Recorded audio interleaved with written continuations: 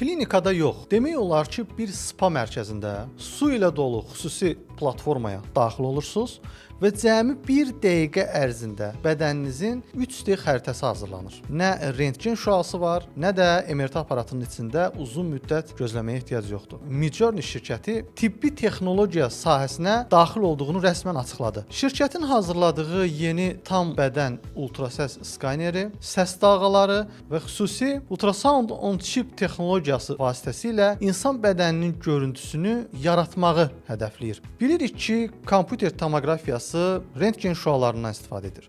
MRT isə çox güclü maqnit sahəsi yaradır. Bu sistem isə yalnız yüksək tezlikli səs dalğaları ilə işləyir.